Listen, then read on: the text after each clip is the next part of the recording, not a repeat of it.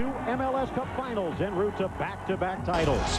But that was before last Sunday, when the Columbus Crew became DC's first roadblock, standing in the way of a three-peat. And like the weather in Columbus, the Crew poured it on.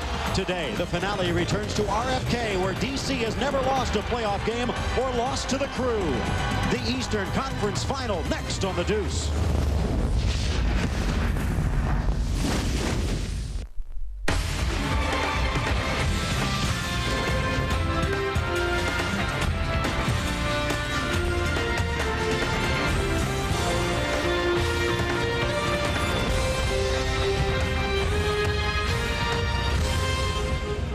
Welcome to RFK Stadium, Game 3, the deciding game of the Eastern Conference Finals, pitting the Columbus Crew against DC United. And the lights are on in the nation's capital. The party just about set to start. The United faithful pouring in as we are just moments away from kickoff to determine who will face Chicago this Sunday for the MLS Championship. United prepared to defend their crown, while the Columbus Crew look to knock it off. Hello, everybody. I'm Phil Shane, along with Ty Keogh. Glad you could join us tonight for all the excitement and pageantry of the playoffs. Now, when you take a look, 2-0 in Game 1, Ty. DC won it here at RFK.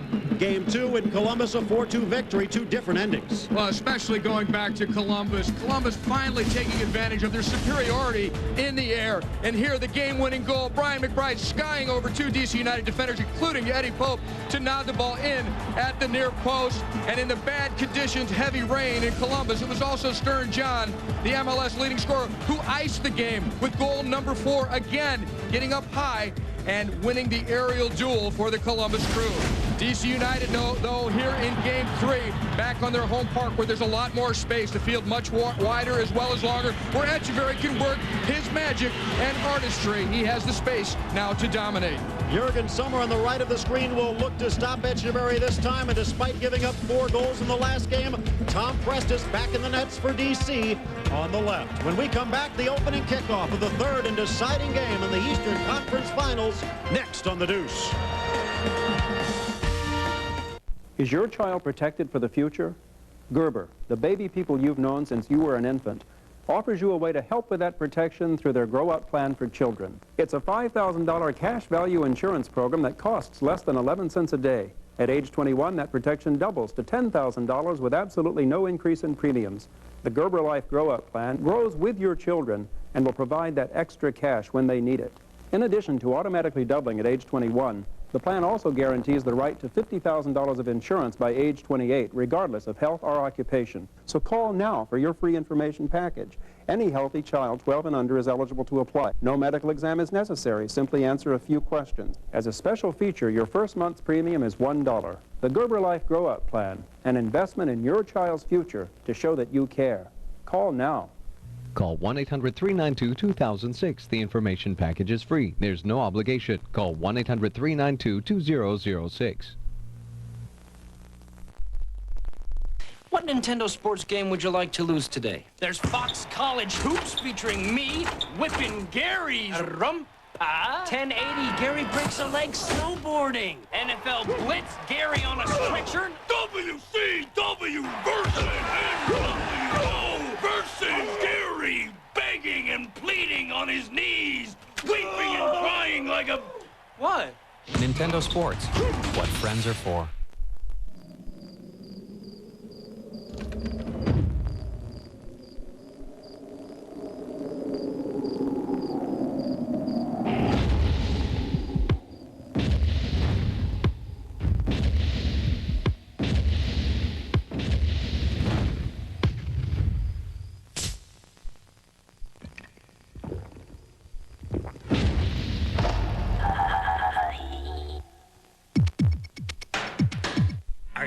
To enter the Omega Zone? Say what? Well, you can grab a Omega Firestorm or an X-Brain and join the evolution and revolution.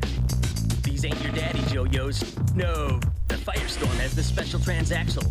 Whoa, talk about spin time. And the patented 4-clutch X-Brain? It goes all out. It snaps back on its own. You look like a genius.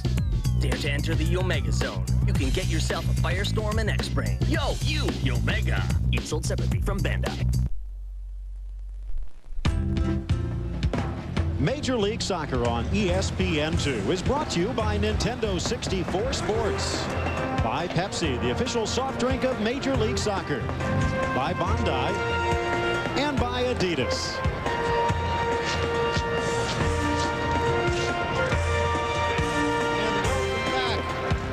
It is the deciding game to determine who will join the Chicago Fire in MLS Cup 98 this Sunday in Pasadena. The Screaming Eagles, the Barra Brava, everyone out in force here in the nation's capital, and they'll all be rooting against this man, Jurgen Sommer, the man who helped Columbus by keeping DC's potent attack off the board this past Sunday at Ohio Stadium.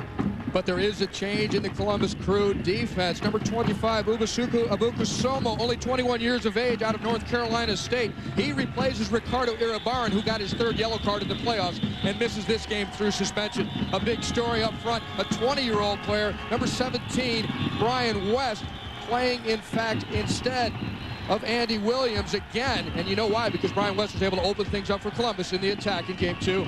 Meanwhile, despite giving up those 4 goals in the Crew victory just a few days ago, Tom Prestis continues his quest to become the 3rd different United keeper to lead DC to the title. And the sweeper.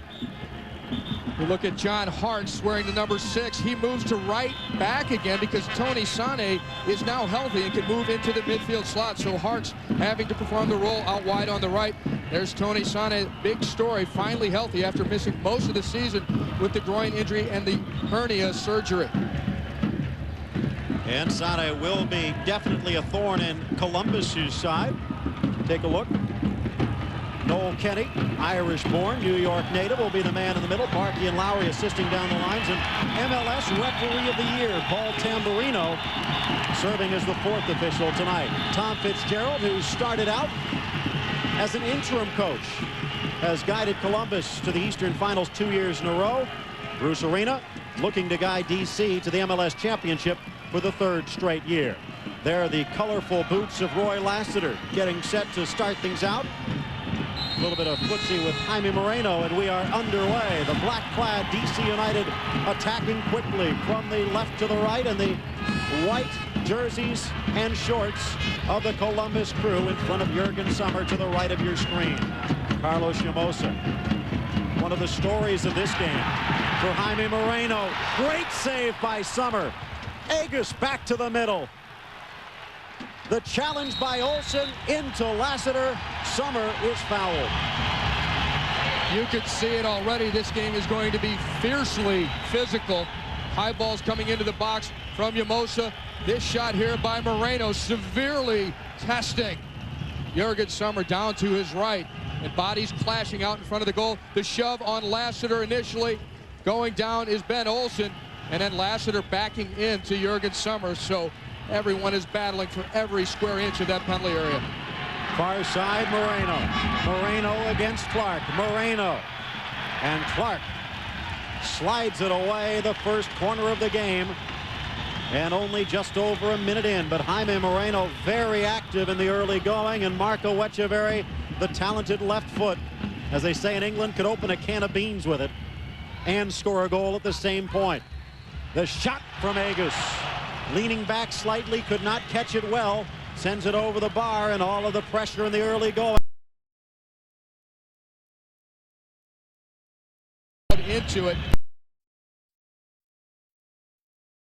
Stadium in particular because of the added space to play their possession game and also their wide game. Here's McBride. Big story with McBride, not just the ankle, but Brian McBride actually spent some time in the hospital last night. Some tightness in the back. They initially thought it might even be kidney problems, but the blood test came back, the physical came back.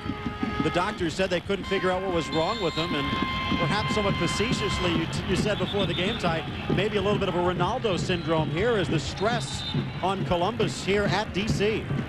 Are really perhaps the result of a hard-fought match on Sunday, only 72 hours ago in Columbus in the rain.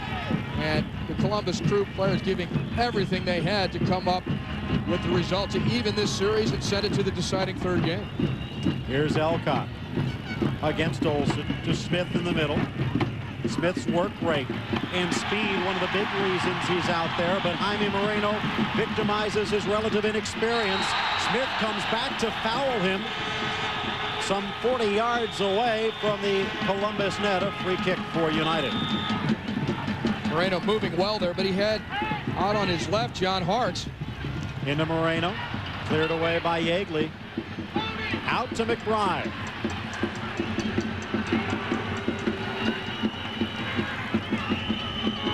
Here's Stern John with some room. Nice ball to his cousin, Ansel Elcock, who, well, how would you describe that? Regardless, Columbus comes back up with it. Well, we have to talk about the DC formation here. They are still playing a 4-4-2. Jeff Hager's definitely out on that left side and not sweeping. We had been told they might play a 3-5-2, but differently from what we were told, it's not Hartz at right back. It's Tony Sane playing right back with Hartz in his usual left midfield position. So this is unprecedented for Sane to come in and play at right back, but none of the previous guys were that successful back there. Hartz wasn't very comfortable back there. Carrie Talley a little bit too experienced perhaps back there, and Jeff Onger, who started the last game at right back, that's not truly his position, and he struggled back there too. So Tony Sane gets a try since they're practically run out of anybody else they could use back there. Sane gets the try at right back for DC. And that puts John Hartz back to the left midfield. This has been a series which has been a story of two different cities. In Columbus, the Crew, fine. Here at RFK, it's been a totally different story as they continue their quest for their first ever victory against United in DC. To the middle for Moreno, cleared away by the rookie Abukusumo.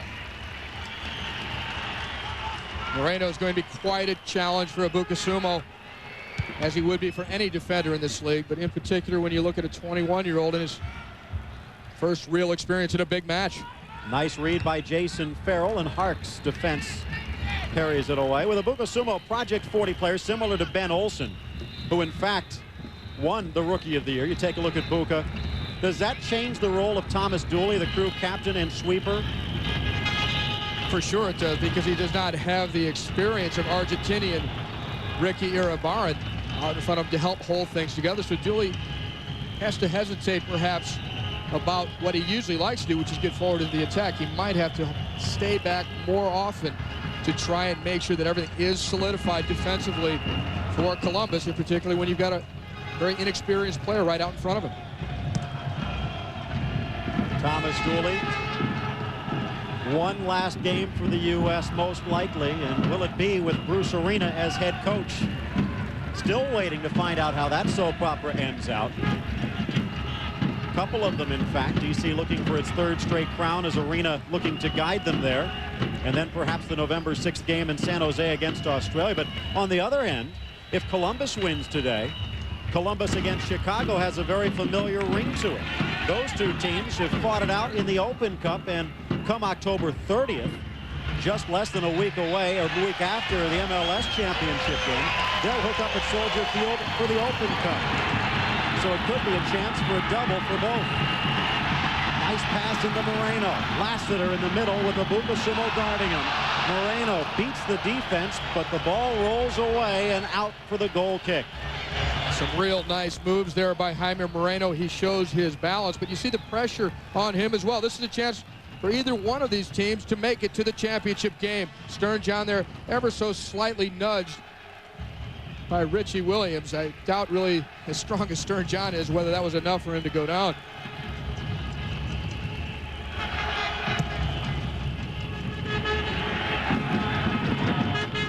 Pope wins it. Here's Hartz. Hartz to the outside. Well won by Jason Farrell and slammed back into the defensive zone. Near side Sonic.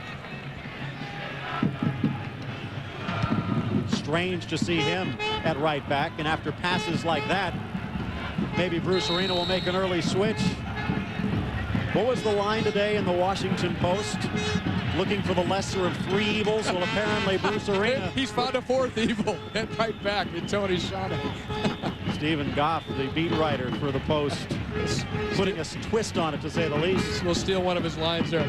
That's unfair to Tony because we should give him a little bit of time to settle in at that right back position. Far side Agus to Yamosa, who tomorrow morning at 8:30 has an appointment in Arlington to become a U.S. citizen. And with his club coach perhaps on the verge of taking over the national reins, how long will it be? There's Harks, who has served as captain at Virginia, D.C., and with the U.S. Slamming the ball into Jason Farrell, who is winded, to say the least. Almost 10 minutes gone here in the first half. John Harks looking to make a comeback to the national team and has played well this year. Well, Jason Farrell gets the follow-through of Harks' boot, and he is one of the tougher, more durable guys in the league. He'll be down for a couple more minutes there, but think about it. The elbow by Frankie Hayduck to Jason Farrell back in August, which broke his cheekbone. Jason Farrell, who's down right now, had a surgery to insert a metal rod to help the healing process in the cheekbone. He was playing with a mask for a couple of games, but he's able to come back and contribute some important play for the Columbus Crew here in the playoffs. Amy Armstrong, the Crew trainer, making sure Farrell picks up all the pieces. John Harks obviously mentioned all the things that he has won with DC United and with Virginia and with the U.S., not to mention his time in England. He's one of the guys they're looking for. Olsen heading it to the middle. He's very dangerous doing that, and he almost found Lassiter. Eddie Pope heading it back to Prestis. Harks, when you take a look at these two teams, Columbus here for the second straight year, but DC already with 3 crowns, counting the '96 Open Cup, you'd expect them to be able to deal with a situation as tough as a deciding third game. But really, they've only faced it once, back in their very first year in their very first playoff series. Well, Bruce Arena, when he was asked whether the pressure was on DC in Game 3, he says, who cares? Because we can deal with pressure. We'll Echeverry, a brilliant touch to Agus. The early cross, headed away by Bucco with Summer out. Here's Pope. Finds Moreno. Olsen is open on his right. Instead, he finds Lassiter. Good attempt on the back heel, but Dooley read that book before. Slides and blocks it away. West knocked to the turf by fellow rookie Ben Olsen. And Lassiter's back on his feet. Here's Echeverry with space to work. Outside of the boot, and he rifles it in. Dooley read it well. Remember, McBride playing on a bum wheel. Lost his balance slightly as he tries to guard DC away, and a foul is called. Oh, and Echeverry loves to strike from this distance. It's not the best of angles, but with the wicked bend that he could generate on the ball, Echeverry can put it around or over this wall. United's faithful on their feet. Everyone here at RFK waiting, including the 4 guys on the wall. Noel Kenny making sure they're 10 yards back. Summer screaming instructions 2 yards off his line.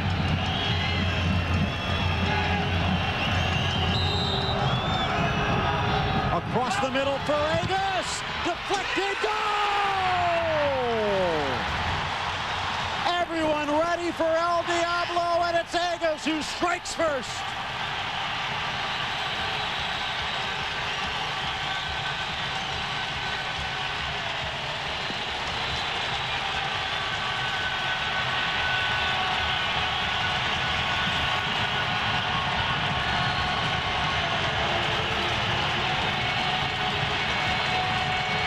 Nothing Jurgen Sommer could do. The big fake by Echeverry. They're all expecting his shot. He slides it over to Agus, who hits a rocket, which deflects, changing the speed and spin on the ball. We'll see who it actually went off of. I think it's Ansel Elcock, who sprints out. Yes, it's off of his knee towards the far side. And so deception in 2 ways. One, the fact that Echeverry looked like he was going to actually take the shot. The second part of deception, the deflection, leaving the goalkeeper no chance. Jurgen Sommer, all he could do was watch and spin past him. McBride in a little collision as Agus gives DC the lead. Agus has provided a lot of offense in this series. He's had an assist in each game, and now he comes up with the goal off the free kick. Sane clears. Abuka-Sumo back to the middle.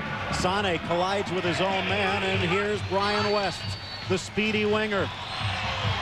Loses his footing on the turf. Remember, we are getting into fall towards winter. The grass here at RFK not in as good shape as it was just 1 month ago, and we've seen a couple of players, both from Columbus, who perhaps weren't quite ready for the slippery conditions. Here's the goal scorer, Agus.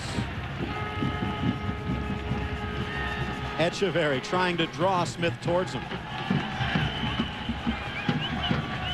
Jeff Agus with the goal, his first of the postseason, only his second of the year. He had one with 4 assists in the regular season. One of the best players in MLS last year, best 11 in '97, and he's probably the most favorite guy here at RFK right now. Well, he did the right thing in keeping that ball down and on target, forcing that deflection out of Ansel Elcock as he tried to block it. But remember, go back to game 1. The winning goal in game 1 here at RFK was a Jeff Agus shot, which was deflected in by Tony Sane. And again, it was the fact that Agus has the accuracy and the control on his shot to keep it down low that caused both of those goals.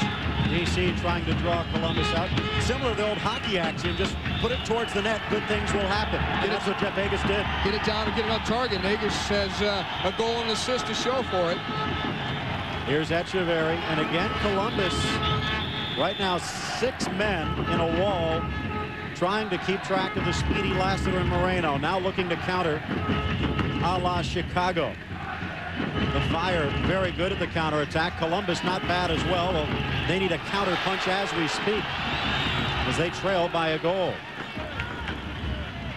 Here's Clark. Remember, DC in game 2 trailed 3-0 before making a game of it with 2 late goals. Can Columbus make a game of this one?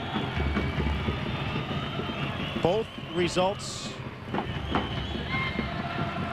as we get back to Stern John, trying to handle it by himself near the box, and Yamosa acrobatically clears it away. Well, DC, at least so far, going back to the very tough defending, which was very successful for them here at RFK in game number 1. Yamosa, Eddie Pope, Jeff Agus tying up Stern John on that last play. Moreno had a very quiet game in game 2 at at Columbus, the 4-2 victory by Columbus at home. Foul by Echeverry, free kick Columbus. Flash back in time and see how DC got in the lead. In the 12th minute of play, Marco Echeverry fakes like he's going to take the shot. He slides over to Agus. Agus puts it down and dirty on target, and the spin of the deflection off of the defender, Ansel Elcock, puts it into the net. Down and dirty. I'm sure Columbus agrees. Here's Lassiter on the break. Moreno has lost his mark. Back to Olsen, MLS's Rookie of the Year, to Williams. Well, if Agus had put it up in the stands, it might have been a little prettier, but it wouldn't have got the job done. Sane. In for Olsen. Abuka-Sumo kept him onside. Olsen cleared by Buka. He made a mistake and more than made up for it.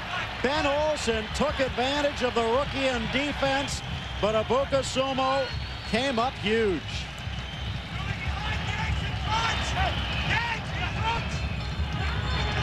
Stay out the field, man. Clark to the near post. Echeverry towards the spot. Abuka-Sumo gets to it again. It's 1-on-3. Stern John's pass for a speedy Brian West deflected. Elcock towards Farrell, but off target, and here comes United. See United here at a 74-yard wide field, able to spread out in the attack. Harks off target. Tony Sane, what a ball, dropping it in behind the defense for Brian West. He lifts it off of Jurgen Sommer, and it's Abuka-Sumo stretching out at 6'1", 175. His legs look longer than that by themselves, and they came to the rescue on that play. New Mexico native. His parents named him in a combination of Swahili and Indonesian, meaning the leader of. Well, it's a good thing he was trailing there.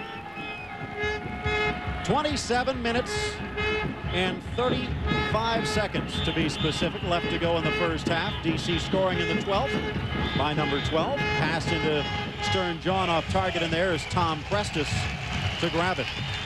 Of course, United looking to hold on to its crown. Chicago already is prepared to knock it off if Columbus can't. And you can see it Sunday at ABC Sports, 3:30 Eastern time from the Rose Bowl in Pasadena. MLS Cup 98. Praying for a good game and praying there's no miracle rainstorm as well after the last couple of cups. Here's Agus, the goal scorer, to Williams.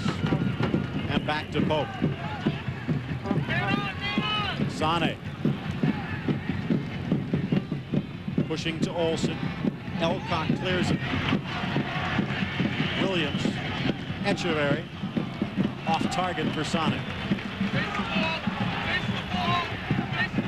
The big cat, Tony Sane, scoring the first goal in that almost comeback in game number 2 in Columbus on Sunday.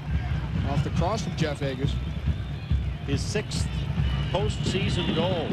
Of course, speaking of MLS Cups, started DC's comeback in '96 against LA, and right here, almost a year ago to the day, scored the game winner for DC against Colorado. And it was his goal that very well might have kept DC in contention. That perhaps plus the absence of Brian Mazanoff. After a disappointing performance by Andy Williams in the first game, Columbus did have a chance to steal a win away. Echeverry's goal perhaps a little bit deceiving in the first game. As we take a look at the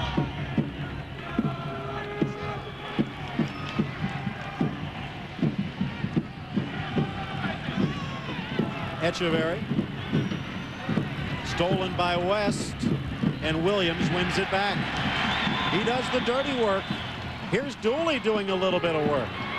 To Stern John, sandwiched by 5 black shirts, taken down, free kick and a card on Echeverry.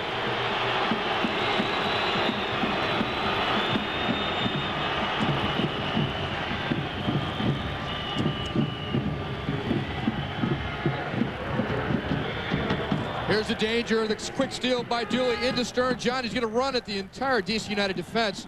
Echeverry from behind clips his heels, gets tangled up with him, and because it was a challenge from behind, the yellow card comes out against Marco Echeverry. The first yellow of the game, the first yellow of the postseason for Echeverry. For those of you who remember what Ricardo Iribarren did in game 2, Columbus going without him because he got his 3rd yellow card in that game on a foolish foul against Roy Lassiter. 2 DC players in danger of missing the cup should they get a yellow today, Richie Williams and Carlos Llamosa. That one against Echeverry, no problem yet. Todd Yeagley, whose free kick set up McBride for the game winner in game 2. Leaving it for Farrell this time. Jason Farrell, the shot off the wall. Rebound trickles in, cleared away by the goal scorer, Agus. He's the hero so far in the first half. Long ball for McBride, showing some wheels. Nice trap, but the second touch off target. The fans still pouring into RFK. A good crowd on hand to root on the defending champs.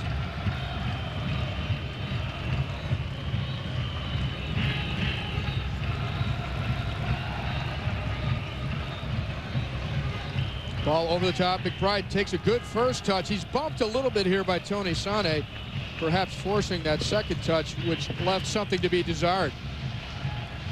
Tony Sane playing as a defender at right back, something he's not accustomed to, but he stayed with McBride pretty well there. And how about his offensive output against Columbus? Tony Sane in 4 playoff games in his career against Columbus has 4 goals. St. Paul, Minnesota native. One of the leading scorers of the University of Wisconsin-Milwaukee, working his way up through the minor leagues, and some in MLS who's still upset on the way he ended up a talent like Sane on the defending champion DC United. At that point, still pushing for the title. And if it wasn't for Sane, they wouldn't have a title. Maybe not. Well, speaking of the A-League, Stern John, who led Major League Soccer Cup's regular season in scoring this year. Last year was the A-League Rookie of the Year. Scoring leader as well. They could use a goal for him here today. It is Game 3 of the Eastern Conference Finals.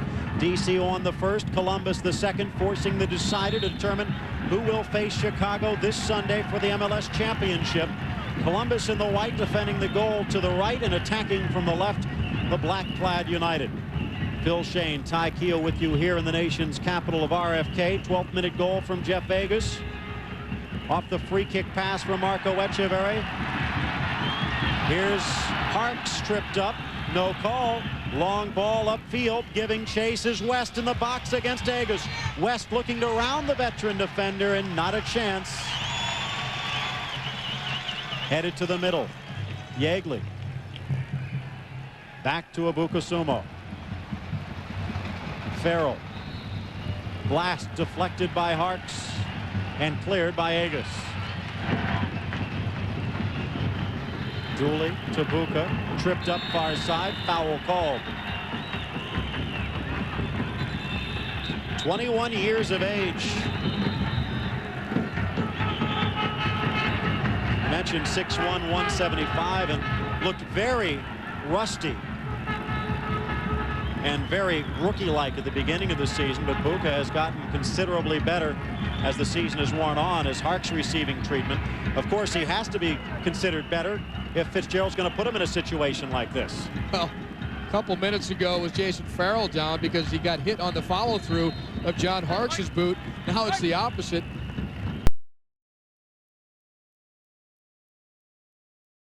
Harks, Kearney, New Jersey native. One of his best years, 1995. Copa America co-MVP with Enzo Francescoli, and looking to make his way back onto the U.S. national team, but right now other things in his mind, namely handling the pressure of a deciding Game 3, and Harks thinks that DC has more than enough. Yeah, I think, you know, no matter what, there's going to be a little bit of pressure there added on, specifically because of the fact that we did poorly in Columbus, and the last result wasn't the best. And coming back home here, we have to use it to an advantage, though. We got the fans here, we got the people behind us, and we have to think positive. Looking to stay in the game right now, all that's on his mind. A very good year for Harks. Columbus got their first goal on a similar play in Game 2, the long ball into the box by Dooley. This time they can't find Stern John. Looking to counter Harks. John on the tackle. Abukusumo just upends Harks, who gets up mad. Physical, did not look dirty, but Harks took the brunt of that challenge. And here's Smith challenging on Sane. They're going after Tony Sane. The Bruce Arena project at right back is going to be tested as Columbus looking to get back in this game. Elcock to Yeagley. Foul against Olsen. DC saw it the other way, but Noel Kenny a few yards closer. Dooley pushing up. McBride pushing up. Stern John in the area, as is Mike Clark. This is the part of the game that Columbus needs to win if they want to win the game. The aerial assault. Back post for Farrell. Agus wins it to John and cleared away by Lassiter. Columbus will hold on.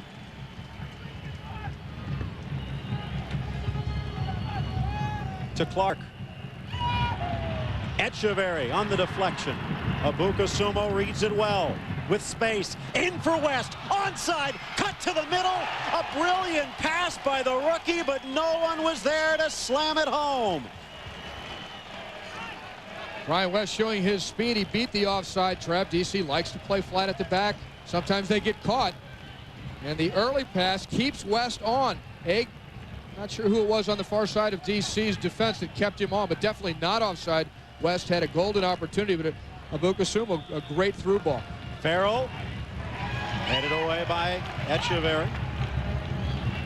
Williams.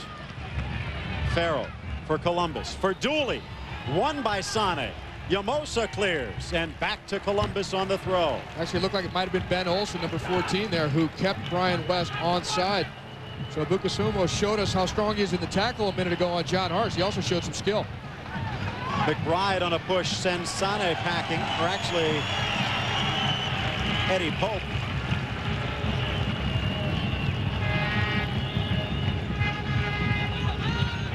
Echeverry all the way back in the defensive zone.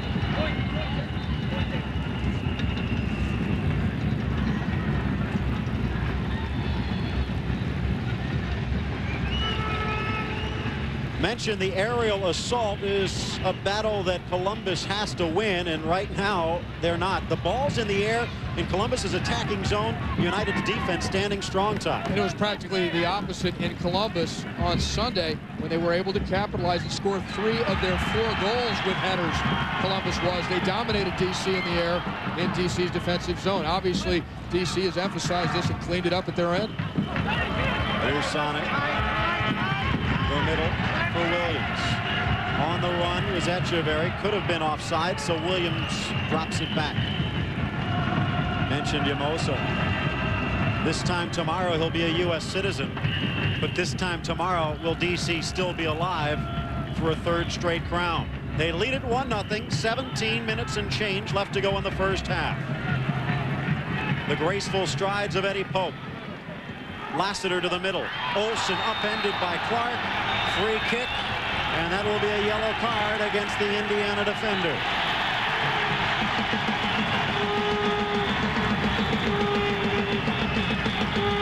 Cleats up, and Olsen took the brunt of it. Well, Mike Clark, one of the top performers for Columbus in Game 2.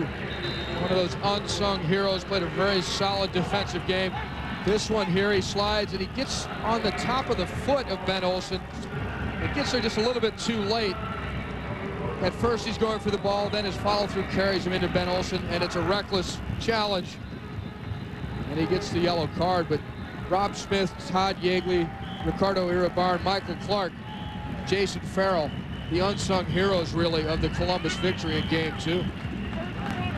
Clark started every game of his career with the Hoosiers, all 92 of them.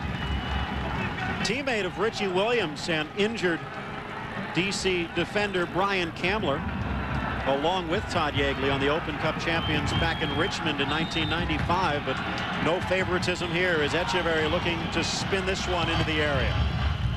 Headed high by Dooley. Sane to the middle, flick back post. Moreno just mistimed the volley. Stern John held up by Williams.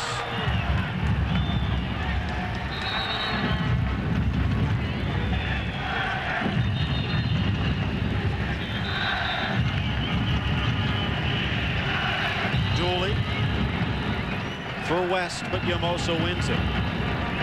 Brian West only 5'9". He's not going to win too many balls in the air against Carlos Yamoso. In back towards West, over his head, and Prestes cleans up the garbage. I think it's very interesting how from the very outset in tonight's game, the deciding match, DC cranked up the offensive momentum instantly because they wanted to take any momentum that Columbus might have been bringing from Game 2 of this series, and it has been effective, and they got a goal out of it. Here's Sane. Through ball for Olsen, just a little soft, and actually Olsen didn't look like he expected it. Hansel Elcock expected it. He read it all the way. Friday night fights coming your way. This Friday, 8 o'clock Eastern time from West Virginia. Hector Camacho taking on Ken Sigurani. Plus the latest boxing news and information. Again, 8 Eastern Friday from West Virginia on ESPN2. Dooley. Known to counterpunch or two in a soccer game occasionally. John flips it on. Back to Prestes. DC winning 24 of the 32 games in the regular season. Columbus only 15 and 17. But you would not know it by the way they have stood strong against DC in the conference finals. Long ball for Agus off target. Columbus will get a throw. And a risky ball, too. It shows the inexperience of Tony Sane at the right back position. That's something you try up in the other team's end of the field, not your own. Echeverry.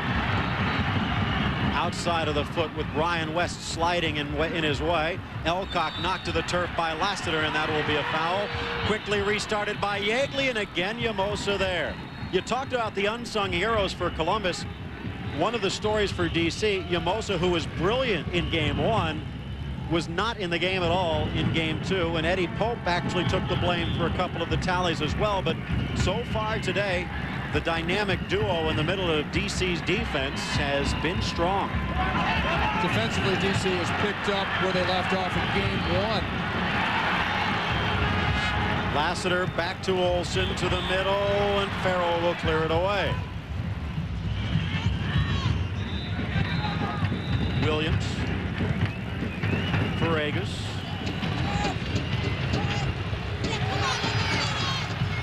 All the way back on defense. Ryan McBride. He's not going to score too many goals for you there. Nice job by Echeverry. Basically just putting himself between Elcock and the ball. If Elcock was going to get to it, he was going to have to foul him. Good hustle there by Jason Farrell to shut down Harks. Moreno's still having a pretty quiet game. Harks splitting the defense. Back heel again by Farrell. The whistle from the stands. DC continues to play on. Look how far Prestes came out. A slide from McBride. Prestes out of the net. Stern John back to Prestes, who grabs it at the 6. Good hustle by Brian McBride, and Stern John did everything he could, but at 6'4", Tom Prestes used every inch of his frame to grab that one. A little bit of panic perhaps in the back of his mind too. The second-year professional Tom Prestes got caught out, and great hustle by Brian McBride to try and get the ball into Stern John in time to put it over the top of Prestes. Agus to the middle for Echeverry. Those little touches he makes. Well tackled by Clark. Farrell. Prestes out. Yamosa punished. But so was Prestes just moments ago. Well, there was some risk-taking by Tom Prestes. He's off of his line after the steal by Brian McBride into Stern John. Look at Yamosa's positioning, though, in behind to cover. I really think Yamosa would have saved that. This last chance here, look at that, Stern John. But again, Yamosa with them every step of the way. That kind of defensive marking is what has been working for DC. They did not have that in game 2, and it cost them dearly. They were outscored 4-2. All of a sudden, they're putting pressure on Prestes, but not able to get many shots. Bruce Arena looking on with concern. Yamosa racing back. He's nudged a little bit. The knee of Stern John may have caught him as he went over the top. Arena 295 wins for Virginia. 5 titles. He's already won 4 with DC United. 2 MLS, 1 Open Cup, and 1 CONCACAF Champions Cup. So 9 championships as he looks for his 10th, and he knows you win with defense. And while they're not as good as they were in 96 and 97, 1998, still nothing to sneeze at. Oh, and that includes the 4 goals they gave up on Sunday in Columbus. Good point. So when you take that game out, their numbers are even better. Prestes, the Minnesota native, calls Texas his home after a 4-year stint at SMU. Right now, pretty popular in the nation's capital. Yeagley, Dooley, the aerial assault, even the little passes in midfield. Here's Smith pressured by John Harks. Stern John cannot free himself from the DC marks. Tackled again is Echeverry by Clark. Back to Echeverry. Through ball, back heel from Olsen. And Columbus back with numbers. DC so good at winning the ball back right after they've given up possession and keeping attack, in fact, going after that point. West against Pope. The speed matchup definitely in favor of the Columbus rookie. To Farrell. Smith was turned around, and that gave Jeff Eggers just enough time. talked about Tom Prestis and goal for DC. There were some people thinking that Bruce Arena might make a change. In fact, he has Scott Garlick on the bench, who won the championship for him in '97. He also has Mark Simpson on the bench, who won the championship for him in '96. But Prestis gave up 4 goals on Sunday, and you'd think that maybe just from a psychological standpoint, you couldn't really blame him for the goals, but sometimes coaches will make a change just to shake up the team. But I think it tells you a lot that he's stuck with Prestis. Back to Summer. Just over 10 minutes left to go in the first half. Columbus giving up the early goal, a fluke goal. Could have collapsed, but to this point they're still in the game and starting to pressure Prestis. Another defensive header won there by the DC United back line. Eddie Pope beating Stern John. Here's Moreno. Nice cut. Again, Moreno to the middle, and Summer camped out at the near post. It's like he's got a cookie cutter out there. The turns he's making. Moreno close control. Gets the defenders shifting the wrong way. Here he is. He's got his carving knife out here for the Thanksgiving holiday. Early. There you go. Double cut and cut again. The MVP of MLS Cup 97 wants to get a chance to make it 2 in a row. Harks and Agus. How long have those two been working together? Foul in midfield as Agus slid in against Thomas Dooley. Now, in retrospect, the call there should have perhaps been advantage, because Stern John was going up for that ball in the box with Eddie Pope. And here's Agus. He slides through. He gets there a little late, and he keeps the studs up into Thomas Dooley's hip. His right hip up high.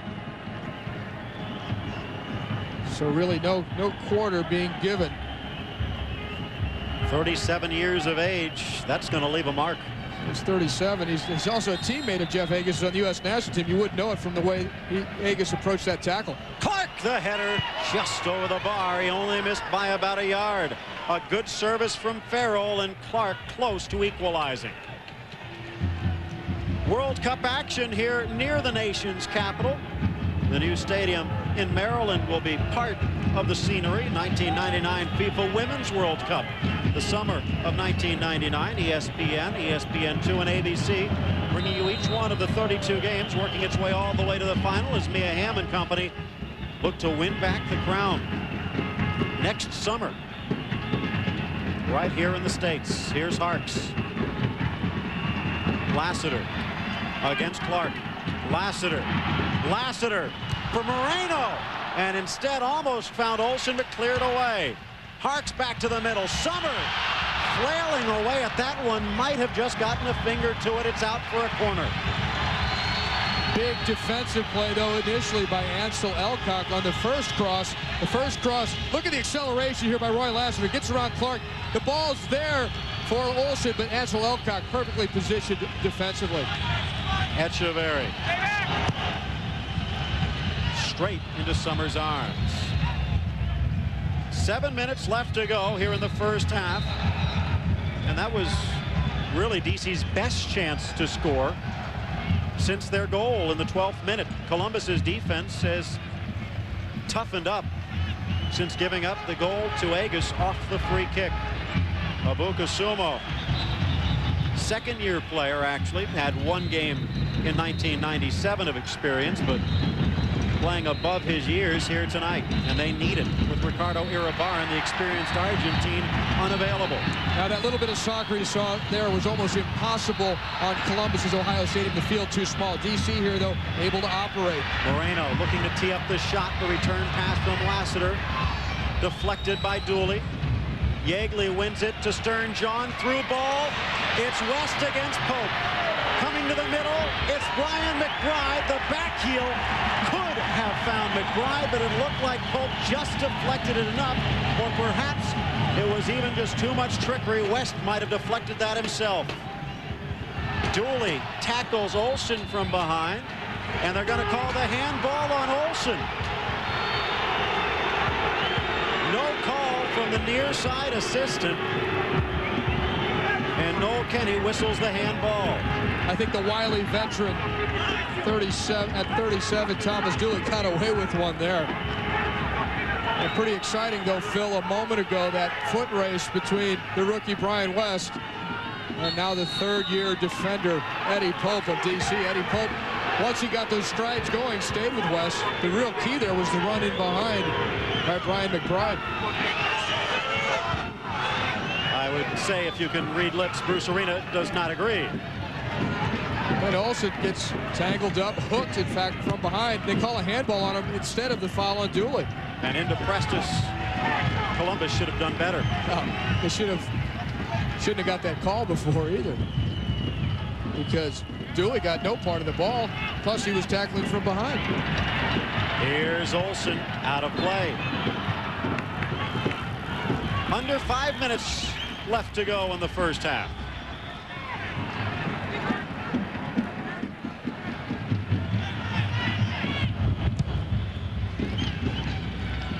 Clark off target. Harks to Moreno. Clark back in position. The Santa Cruz, Bolivia native, only 24 years of age. Many people forget that. Many people also forget Echeverry's only 27. Consider the fact, as the shot comes in for Summer to grab off Hark's boot, Carlos Valderrama is still playing at 37. There's still a lot of soccer left in Marco Echeverry. Here's McBride.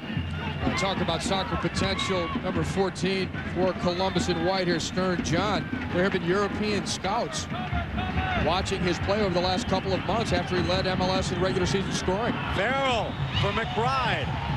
Smith tried to curl it, but caught it on the instep, and it's off target, out for the goal kick. Rob Smith, All-American from South Carolina. Part of the U.S. under-20 team back in 1993, but has worked his way, and I do mean worked his way, into the Columbus lineup. Farrell whips this cross in towards the back post. Eddie Pope there again, but then Rob Smith is able to collect it but fire it wide, and he did try and bend it, like you said, Phil. Here's Williams. Lassiter wins it. Echeverry. Smith on his back and draws the foul.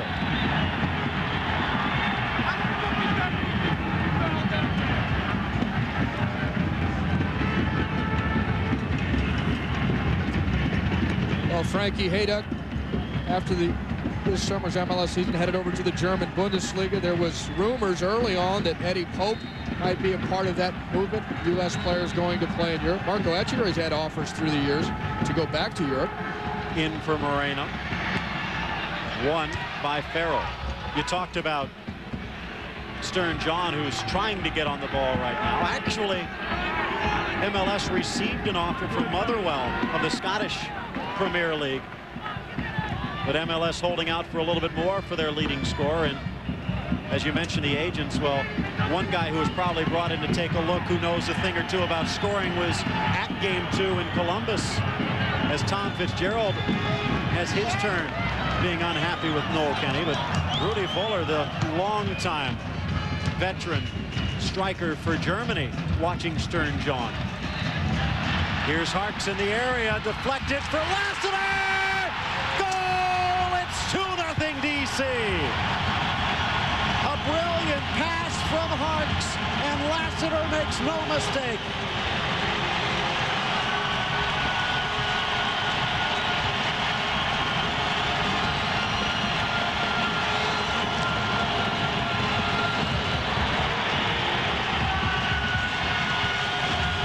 Excellent play here. Harks, first of all, battling for the header. He gets the ball back from Moreno. Look at this, using the outside of his right boot with this ball. Base. Harks with the outside of the right foot at the top of the 6. Abukasumo not staying with Lassiter all the way. Not as good a marking as we've seen by Yamosa at the other end. And if Iribarren was in there, would Lassiter have been so wide open? And again, the collision Iribarne against Lassiter in Game 2 as he looked to knock the ball out of Lassiter's hands after a goal might have just resulted in a second goal for Lassiter. One thing you could bet, if Iribarne was in there on that play defending for Columbus, he would have put some muscle on Lassiter. Lassiter would not have been as free to put that ball away, but give a lot of credit to Moreno and especially John Hartz for getting the ball out in front. Remember, Columbus scored 4 goals in Game 2. They're going to need at least 3 to get a win in regulation here. This game's shaping up so similar to Game 2. In Game 2 at Columbus, Columbus had a goal in the 7th minute of play, and then again in the 47th. So you've got this game too, the 12th minute, and now again very late. So in both cases, the home team scoring both early and late in the first half. Coming up at the half, a preview of the MLS Cup. Who would Chicago like to face, plus highlights from the first half. Echeverry looking to add a third. Deflected away. A corner kick upcoming for DC, their 4th of the game. 25 seconds and counting. McBride in the 8th. Yeagley setting him up in the 47th. McBride a non-factor here today as Yeagley heads it out.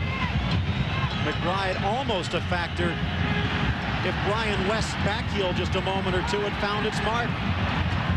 Instead, DC intercepted, and then United countered with the goal. Time has run out. 2-0 United. 45 minutes more to go as Agus and Lassiter have pushed DC to within a half of defending their crown.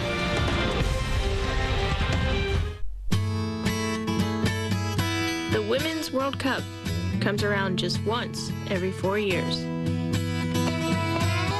So we practice and we train and we train. It's a long time to wait. But fortunately, time flies when you're having fun.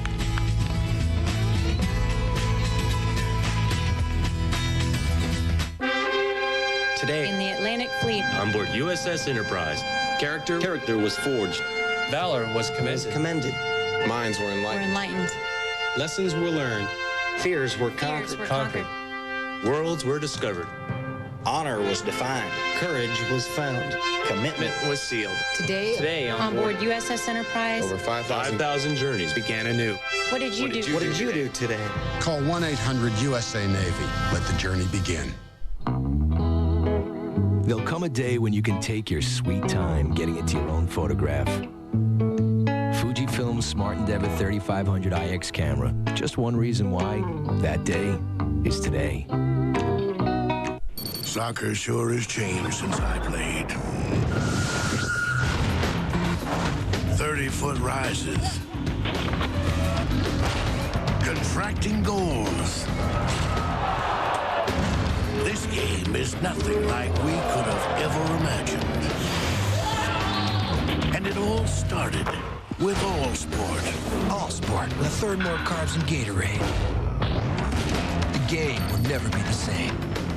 A good sweat isn't so good once the game is over. That's why there's Irish Spring Sport. It has an extra antibacterial ingredient that kills odor-causing germs better than regular soap. It's Irish Spring Sport. Play as hard as you like. Today, people who didn't send the money Western Union and the heartbreak it caused. Meet Sue and her boyfriend. Ex-boyfriend, Mike. What happened, Sue? My car broke down. I called Mr. Wonderful here. Send money, I said. And he didn't use Western Union? No, and it took forever. I had to spend hours with the tow truck guy. Mm-hmm. Meet Sue's new fiance, the tow truck guy, Lyle! Hey, it's your money. Use Western Union, the fastest way to send money worldwide. Major League Soccer on ESPN2 is brought to you by the U.S. Navy. Navy, let the journey begin. By Fujifilm's 24mm advanced photo system. You can see the future from here. And by All Sport, the game will never be the same. Plenty of things for United to cheer about. The Screaming Eagles screaming in full force today. Goals from Agus and Lassiter in the first half of play as they look to meet Chicago in MLS Cup 98 Sunday in Pasadena. Speaking of Chicago, you already know the Bulls, the Bears, and now the Fire. Sitting at home watching the outcome of this game to see who they'll be meeting Sunday in the Cup. Who does the Fire desire to face? DC, who swept them in the regular season, thanks to 4 goals from Roy Lassiter.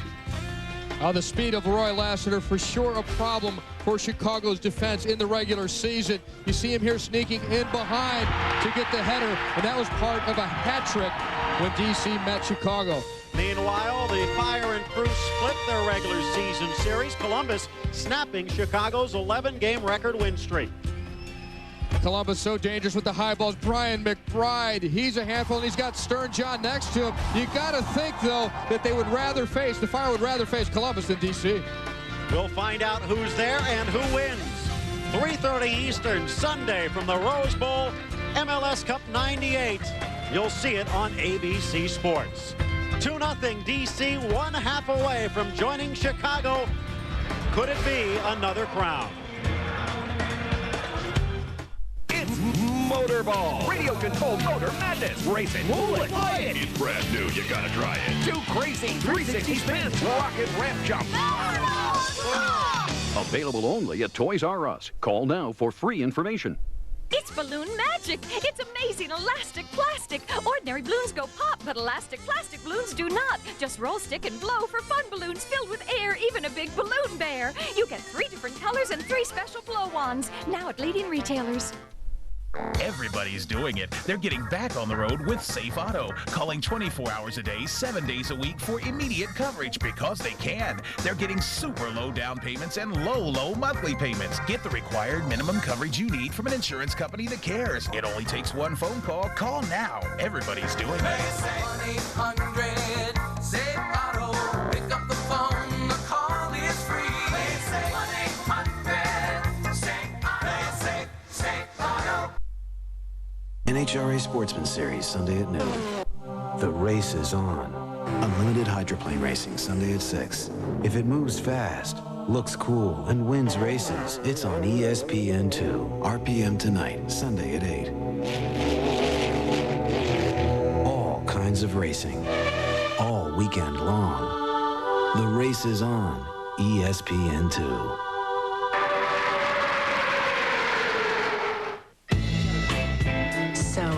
I read an article that says they think about it every 8 seconds. I wouldn't doubt it. It seems like the only thing Dave ever wanted. They have one-track minds. It must be something biological or genetic. Men, they're all the same. Hey. You read my mind.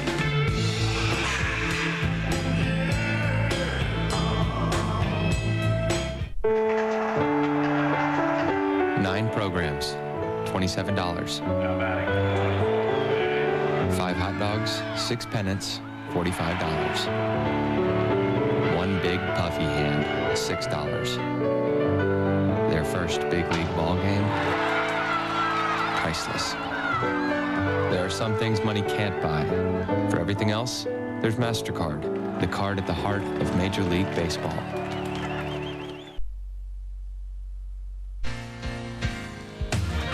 This copyrighted telecast of Major League Soccer and ESPN cannot be retransmitted, reproduced, or rebroadcast without the expressed written consent of Major League Soccer and ESPN.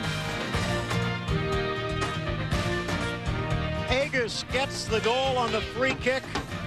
Lassiter gets the goal on the brilliant pass from Hartz. The skill in evidence, but so was the rough play. Physical play. Some of these tackles, though, are actually fair. Soccer is a rough game. That's straight through the ball, although a little excessive force.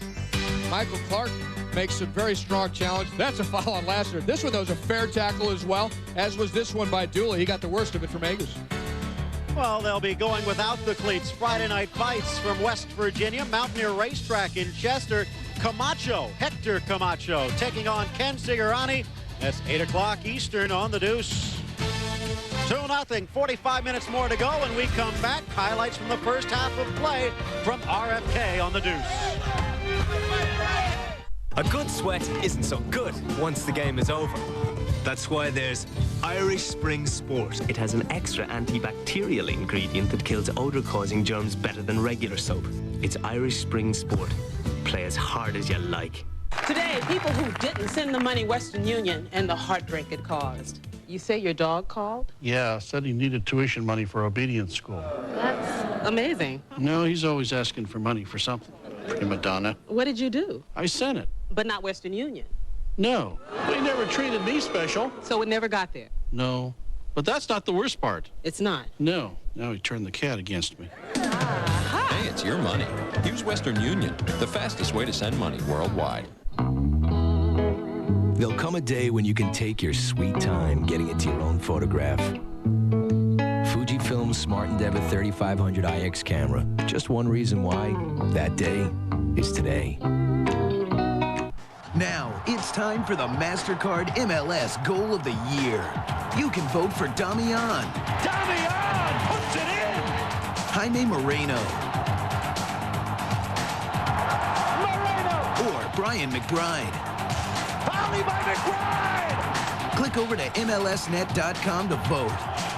It's as easy as 1, 2, 3. If your man wins, put yourself down for an assist.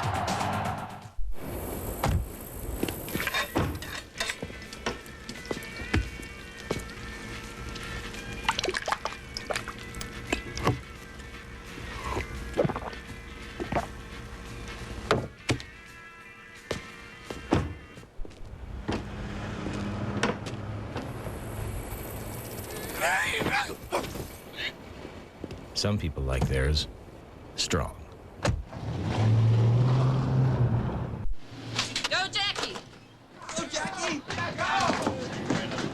Go, Roger! Yeah! Go, Senator! Go, Senator! Go, go, go, Senator! Don't stop! Go, Bill! Here, Vander! Keep it going, baby! Go, go, go, go, go!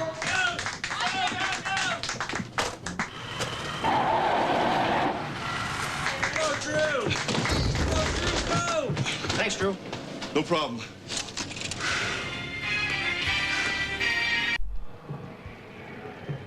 Two 2-0 the score. The defending champions lead it at the break.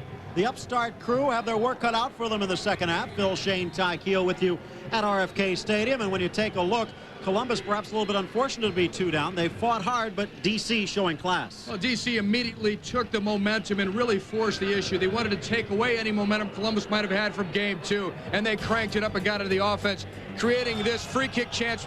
Etcheverry fakes it, then pushes it over. The deflection here off of the Jeff Agas shot leaves Jurgen Sommer no chance. An early lead for D.C., but then a great chance for Columbus here. Stern John causing problems. Prest way out of his goal. Hustle here by Brian McBride to win it. Now there's an empty goal, and Prest is trying to sprint back, although Yamosa was behind him and might have made the goal line save. The second goal coming late in the first half. Hartster almost wins it, gets to Moreno, now gets it back in behind the defense. The outside of the boot into Lassiter, who's unmarked out in front. The lethal left foot from Lassiter makes it 2-0. D.C. has had more shots. D.C., take a look at the bottom, has dominated the aerial attack for Columbus. They'll need to try and get that turned around in the second half, otherwise the season will come to a close. The second half kick next on the Deuce. If I look happy, it's because I've got a super night's sleep in my Craftmatic Monaco adjustable bed. I'm also delighted because of the free TV I received. You can get a free 25-inch color TV with the purchase of any Monaco adjustable bed, too. Just call toll-free to receive this free TV certificate by mail. Monaco adjustable beds set a new standard in bedroom luxury. Their fabulous features include this quality, high-density foam mattress, a wireless remote to adjust head and feet, and control the dual variable speed built-in massage. Plus, there's warm, comforting, therapeutic heat. To get your free TV with the Craftmatic Monaco of your choice, just call toll-free. There's no obligation, so don't delay. Call to have your free 25-inch color TV certificate and complete details about Monaco mailed to you right away. Call toll-free 1-800-247-5558. That's 1-800-247-5558. Toll-free 1-800-247-5558.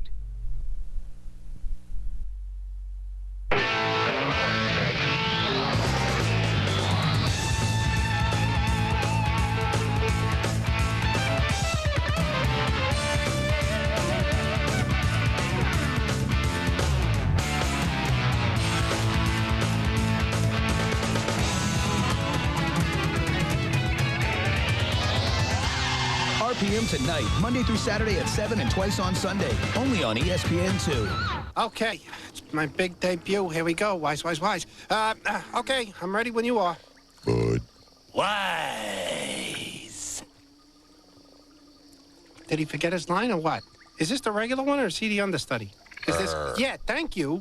Hey, you gotta wait for me. Let's hold it. Not you. He goes. Then I. Wait a second. Not you. Hold it. Wise. Why? I can't work in this environment. Cut. Cut. Major League Soccer on ESPN2 is brought to you by Mastercard. There are some things money can't buy. For everything else, there's Mastercard. By Honda, the official vehicle of Major League Soccer. By Budweiser, now's the perfect time to enjoy a fresh, cold, Beechwood-aged Budweiser. And by AT&T, it's all within your reach. He calls himself a Caterpillar kid. His dad with the equipment company. Born in Geneva, spent his time all around the U.S., but finally finding a home here in the nation's capital. And one of the heroes for D.C. Who's got to come up to be the hero for Columbus? Well, you're looking at them right on the screen on your right. Number 14, Stern John, the league's leading scorer in the regular season. And Brian McBride, who had 2 goals in Game 2, that 4-2 victory by Columbus. These are the guys that have to put the ball in the net for the Crew. McBride to John, long ball. This is like the Hail Mary right off the bat, but Ben Olsen back quickly to win it. They're going to say eventually out of play.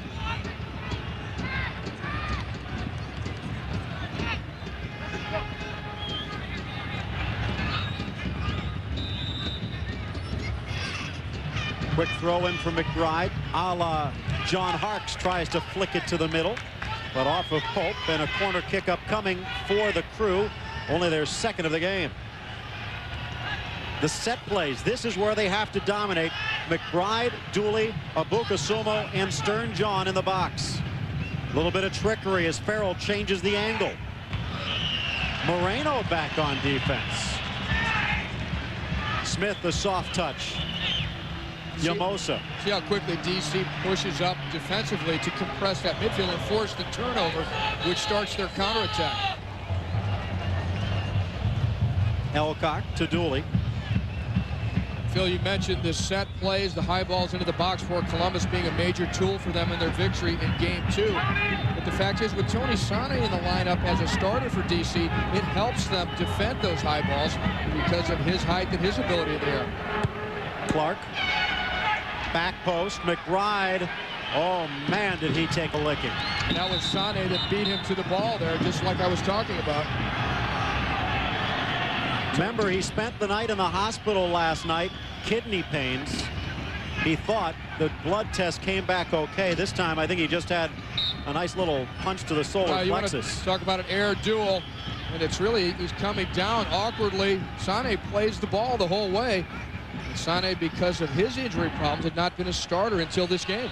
Almost gets past Yamosa with West on the doorstep. Abukasumo right through Moreno. Free kick for DC. And Noel Kenny talking to the young defender, saying that'll be enough of that. Moreno trying to use his body to shield the ball. Abukasumo going right through his body, causing the foul, using his 6'1" frame on Moreno. Moreno's pretty strong, but he wasn't ready to deal with that impact. Here's Prestis with Stern John challenging. Sane. Olsen takes a boot to the face. Dangerous play by Rob Smith.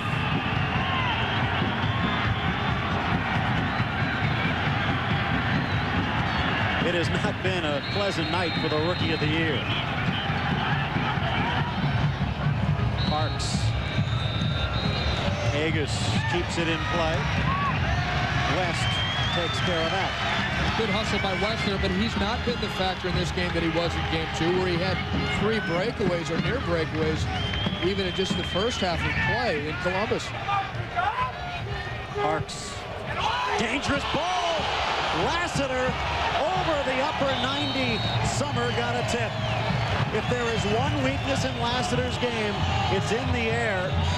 If that was Brian McBride, it would have been a goal. Good ball by Harks. Lassiter's by himself, and he hits it off the top of his head. Now contrast that to the game-winning goal on Sunday when McBride went up and turned the ball flush off the front of his forehead and directed it into the corner of the net. Lassiter's not even close to that sort of heading form. Header by Pope, who is pretty close, but over the bar, and Summer can breathe.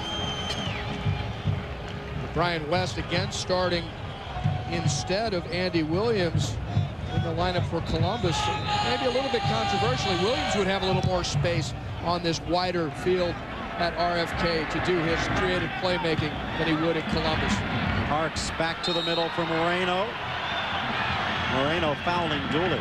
Dooley, Abuka-Sumo, Clark, and Elcock, the back four for Columbus. Argentine Ricardo Iribarren unavailable, suspended after 3 yellow cards in the postseason. Yeagley and Smith in the defensive midfield. Clark dropping back on defense. Jason Farrell in the midfield, and up top, Stern John, Brian West, and Brian McBride. All in front of Jürgen Summer, who has been beaten twice tonight, and for the 3rd straight game in the series. DC has put 2 goals on the board. The difference between game 2 and 3 is the vaunted fire attack, 3rd in the league, unable to get a ball on Prestis's net barely today. Now the Columbus Crew actually up against a much more resolute and organized and disciplined back line for DC. Yamosa is playing much better than he did on Sunday in game 2. Eddie Pope, they're winning all these high balls just like Pope did right there on McBride. West for Smith. Gets ahead to it, but couldn't do much with it. They're going to call a foul. Sane pushed him from behind. West did some politicking, and Noel Kenny, a little smile on his face. Dobbs Ferry, New York. The Crew back in there. Interesting to see how they get on the board. West puts it in there, and piling in from behind on Rob Smith is Tony Sane. It's an obvious foul. Sets up a good goal-scoring chance. Todd Yeagley on the ball. Not really known as a shooter. In his college days with Indiana, he scored some of it. He does have some power, Yeagley. Stern John. He's going to shove it to Stern John's right foot. He does. John, blast against the wall. Second shot with the left. And it almost sails above that big blue wall in the back and into the mezzanine, but at least he kept it in the stadium. Mezzanino. The first shot straight into the wall. He punishes some of the DC United defenders. This one, though, he's leaning back and cuts under the ball. Flashback, thought it was a Cosmos Dips game. Speaking of Mezzanino, or Mourinho as he's better known, back at work. Head coach for the El Salvador national team. Nice play by Clark. Harks, Williams, Echeverry off balance, but a brilliant pass. Agus to Moreno, and Clark knocked to the turf, but a throw-in for DC. Now here's the time when they should go back and either talk to or even give a yellow card to Rob Smith. They played the advantage, but he definitely kicked Echeverry from behind on the last play, and he gets off unscathed. No card coming out. Agus, a little wedge shot in the corner. Clark will shepherd it out of play, and a goal kick for Jürgen Summer. Crew mentioned their offensive prowess. In the regular season, they were 5th in defense, but take a look. And obviously it gets tougher in the postseason, but they have had their problems in the second half. Both of DC's goals last game coming in the second half. Well, some of that stat goes back to the first series of these playoffs this year when they beat the New York, New Jersey Metro Stars 5-3. 2 goals by McBride, 2 goals by Stern John. That's what they need right now. Farrell, Smith. Oh, nice cut to the right foot, and the cross headed away by Richie Williams. He's only 5'5", but he got all of that one. Well, that 5-3 victory by Columbus over New York, New Jersey. 3 assists for Ansel Elcock. West's pass for Farrell, unexpected. Elcock a little off balance, and Olsen whistled for the shirt tug. And again, in the postseason, a win is a win, regulation or shootout. So really, Columbus only needs 2 goals. Could this be one? Not if Eddie Pope has his say. Well, the ball has to be played better, in fact, by Todd Yeagley. He's got Thomas Dooley in there. He's got Brian McBride. He's got Stern John in there. Even Mike Clark, all very good in the air. He's got to hit them where they could do some damage. Dooley for West. Back to Elcock, the Trinidadian defender. Swings it to Smith. Near side. Columbus has some numbers, as Clark's in the attack, but Moreno in the defense.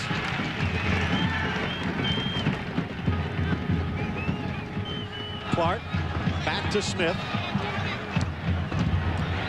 In the middle for Stern John. Prestis out. McBride shoots right near the goal line, but just over the net in a goal kick upcoming. Very, very close to a fluky goal, which could have gotten the Crew back in it. Tom Prestis again coming out of his net and almost paying the result. Smith's long ball into the box, and look at Stern John contest for this ball with his 6'4" Prestis. Prestis out of position, but 3 defenders, including Tony Sane, the tallest of the 3 defenders on that line, to help keep it out. Ryan West. Yamosa intercepts. Here's Agus. His goal would be the game winner if things stand. Echeverry with the double team, taken down viciously by Farrell. That will be a foul. That will be a card. And Jason Farrell's lucky it's only a yellow. Ugly, ugly tackle by Jason Farrell. The frustration coming out. His team down by 2 goals. He hatchets Marco Echeverry down from behind. You'll see him come in from the right side, misses the ball completely, piling into Echeverry. Echeverry fortunate that he's not injured. That looked a little bit like the MLS celebrity game at the All-Star. Echeverry outside. It's going to go out for a goal kick. 11 minutes gone here in the second half. 2 goals both in the first. Agus in the 12th. Echeverry sending the free kick across. And Lassiter, 2 minutes from time, capitalizing on a nice cross from John Harkes. His second crack at the ball paid off in the goal.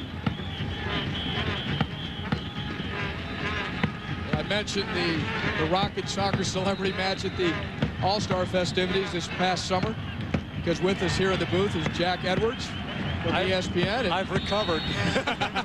But you said you drank about 4 liters of water during the game, right? Yeah, it's very interesting to see how the Crew has tried to counter.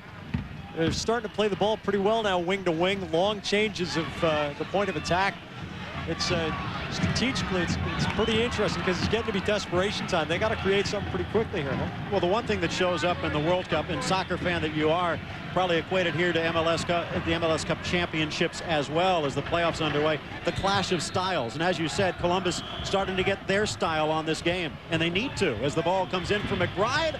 The snap header grabbed by Prestis. McBride was in a great deal of pain last night. I actually had to go to the hospital. I had a chance to talk to him today. I guess the medication that he was taking for his ankle kicked back and gave him some kidney problems. Here's a break. Moreno to the middle for El Diablo. Echeverry to the lethal left. Off of Bukusumo. Unintentional. Instant ball return and outside for Harkes. Chipping the cross back post. Again, it's Olsen heading it across the middle, but Summer was ready to interject. Ben Olsen, the Rookie of the Year, and a promising sign for whoever is the next national team coach is the play of Olsen in 1998, Jack. Well, what a phenomenal game this has been for Harkes as he fouls. That happens to me all the time. I had to do that. But it's so interesting to watch as we look at Bruce Arena.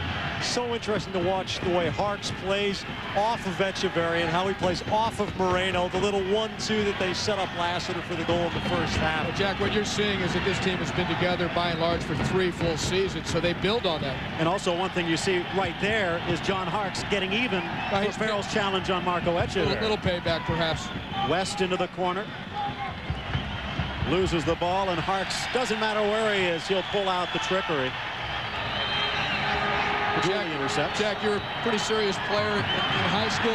You've come down here because you enjoy soccer so much, and also to talk to some of the Columbus Crew players. Sane in the net. To the middle. Saved by Dooley on the slide. Still pressure. The middle for Moreno! He's knocked to the turf by John. And off balance sends it sailing over the net. Thomas Dooley, you can see the eyes roll towards heaven on that one. Dooley have a parachute in his shorts there. How did he tackle that ball? Well, because of this save by Dooley, in fact, Columbus still has a chance to make a comeback in this game. Remember, DC in Game 2 scored 2 goals about midway through the second half to get themselves right back in it. Clark looking for Smith. Williams high in the air. Here's Echeverry with Smith harassing. One thing a lot of MLS fans are looking for, and as you take a look at a quite full lower bowl here at RFK, a lot of the DC area has paid attention to DC's quest to three-peat. But Jack, when you take a look at what's going on in the national media, and obviously with SportsCenter, you know, what's it going to take for MLS to get the recognition? As Echeverry dribbles into the box, cleared away briefly by Columbus. I think MLS is taking exactly the right approach. It's conservative. It's slow growth, not trying to reach too far too soon. The way the Cosmos kind of led to the downfall of NASL, a totally unbalanced league. Now, this is really entertaining ball to watch. You see a Columbus franchise which broke ground on a new stadium. They got a phenomenal facility.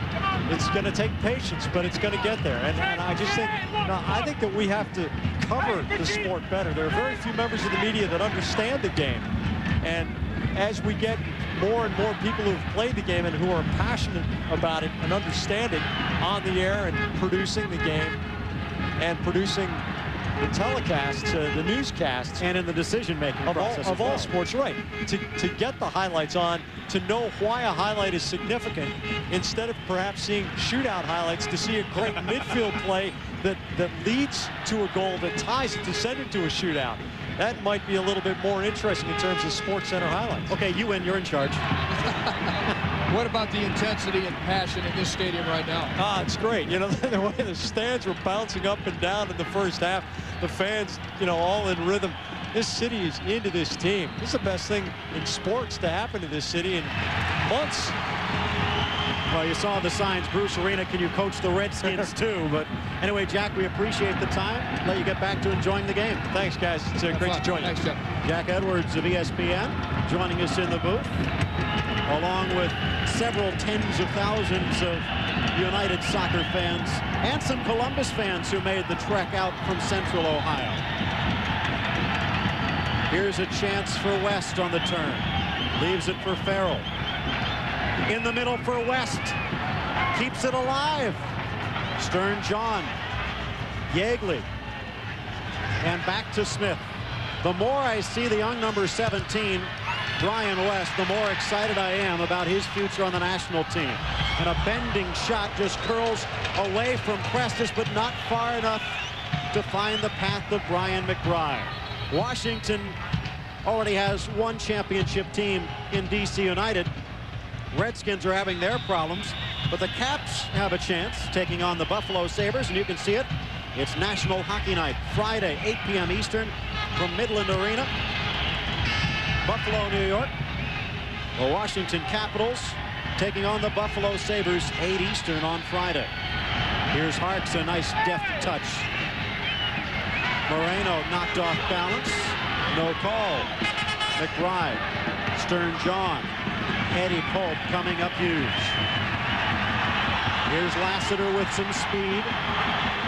Lassiter. Echeverry to Olsen, far side. Olsen against Dooley. Olsen against Dooley, and Dooley wins the battle, but DC gets a corner. Well, the old and the new. The new player, Olsen, the Rookie of the Year, up against Thomas Dooley at 37. The Fair Play Award winner in MLS. Current captain of the U.S. national team. perhaps you're looking at the future of the national team up against some of its great past. Echeverry with the corner kick, 6th of the game. Back for Agus, well read by Stern John, who just harassed him. Echeverry, we saw in the free kick how that found Agus. Here's Pope in the backs, off the post. Eddie Pope snuck towards the penalty spot and denied by the paint. Well, here's a guy who's known to score big goals, and this would have ended it for Columbus. Eddie Pope on the turn. He cranks it down low, out of the reach of Jurgen Sommer. But Eddie Pope scored the winning goal, golden goal, in the '96 MLS Cup championship game. He also scored the winning goal when DC United beat Toluca for the CONCACAF Champions Cup just a couple of months ago here at DC, and that symbolizes the best club team on the continent, including Central America and the Caribbean. Jeff Cunningham, the draft choice out of the University of South Florida, 8 goals to his name this year. They could use one here in the postseason. Yeagley, the defensive midfielder, is out. They like Smith's speed, and the blonde locks of the South Carolina Gamecock could not come down with that one, but they take out a defensive midfielder and they put in a striker.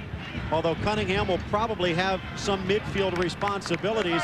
You take a look, you have West, you have John, you have McBride, you have Cunningham. They're all pushing forward. Yeah, but the guy you need out there for Columbus right now is their playmaker, Andy Williams, because he's the guy that can free up all those players you just mentioned. He's the one that could put in the little through ball. He can draw a couple of players and then lift the ball over the top. So right now, it's a much too predictable attack. If you got all these guys pushing up, who's the one that's creating for them and feeding them the ball?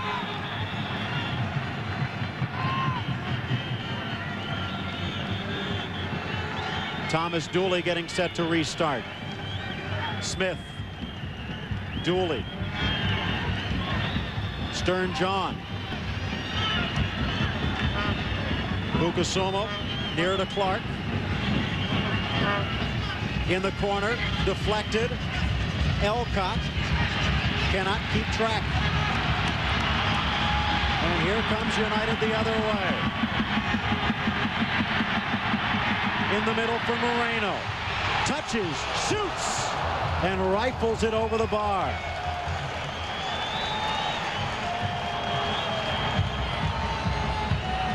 Well, in front of 21,453 here at RFK, Jaime Moreno trying to make it 3-0 for DC, but still a little bit of breath left in the chances of the Columbus Crew here to try and stage a comeback and get themselves to the MLS Cup 98, which will be played this Sunday at the Rose Bowl in Pasadena. We're going to air that for you live on ABC Sports at 3:30 Eastern Time. Here's Cunningham as the chance of Olay.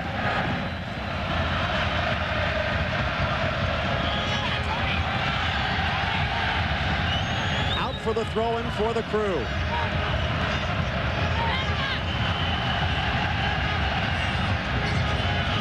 Farrell, McBride, knocked off balance, and the erstwhile right back Tony Sane slams it upfield. Knocked to the turf is Ben Olsen, appealing for a card. It'll be a free kick. You talked about Andy Williams. Well, the Kingston-born World Cup veteran now, I guess you could say, after a one game to his name, still on the sideline. And not even sitting on the bench with his teammates, nor is he warming up and looking like he might come in. 4 assists in the first 4 playoff games of his MLS career. This is a guy that could make it happen for Columbus. And there's something going on here. I talked to the Columbus Crew coach, Tom Fitzgerald, before the game. I said, what about Andy Williams? How's he feeling about the fact that Brian West is starting again in his place? He said, no. He said, Andy's fine. He said, he sees that Brian had a pretty good match in game 2, and he knows that when he came off the bench, he was effective, but you got to get him out there. Elcott, hard work, frees West, gets past Jamosa.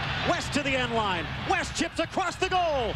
Touched back by Farrell, but McBride could not get there. Ansel Elcott behind the play was decked, and as he limps back towards defense, DC might have an advantage, but it was his hard work that freed West down the sideline, and Columbus almost cut into the DC lead. Moreno giving chase. Moreno against Abuka-Sumo. Out for the throw. Project 40 out of North Carolina State. Elcock asking Noel Kenny to keep his eye a little bit after the ball leaves. Echeverry against Elcock. Echeverry paints it down the line, but Summer was there. He was painted into a corner too and still found his way out. But the fact is, two guys who were instrumental in goal number 4 for Columbus in game 2, still not on the field. Robert Varzija, who crossed the ball onto the head of Stern John, and that was really the goal that sealed it, the victory for Columbus over DC. And it was Andy Williams with a splitting pass into Varzija in the corner that actually created that play and won the game. Varzija on the bench, and as you pointed out, Williams not. You wonder. Far side Smith. Smith against Sane, keeps it in play. Smith against Sane, free kick Columbus.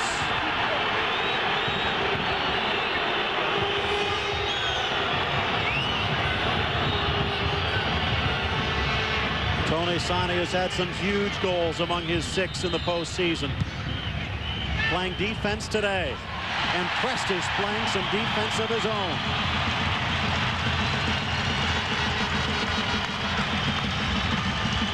Prestes grabbing that one, knowing how critical it was that he start to stem the tide, because Columbus starting to get in his face, get right in front of the DC goal. You don't want that to continue, or they will force a goal. 70 minutes gone, 20 left to go. Will Columbus's season come to an end, or will there be a new champion of MLS?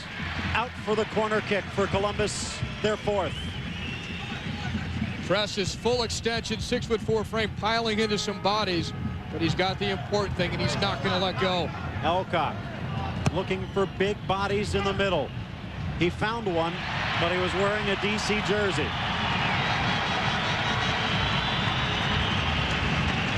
As a coach, one goalie wins you a championship. Another goalie wins you another championship. Is Bruce Arena going to the well one time too often, expecting to win 3 titles with 3 different keepers? The concentration right there on Prestes' face gives you the answer. He is focused, and he is taking charge of the penalty area, getting off his line and snaring everything. Nice work by Echeverry. Lassiter across the middle. Farrell against Olsen. A pretty decent matchup there. Olsen, what a flip into the box, and it looked like he was pulled down by Farrell for what could have been a penalty. Kenny doesn't call that, but he does call this. And DC's fans on their feet booing the man in red.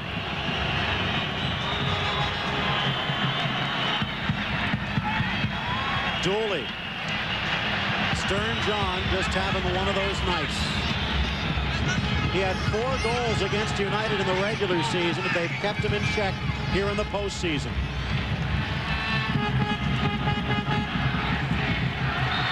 Cunningham from behind.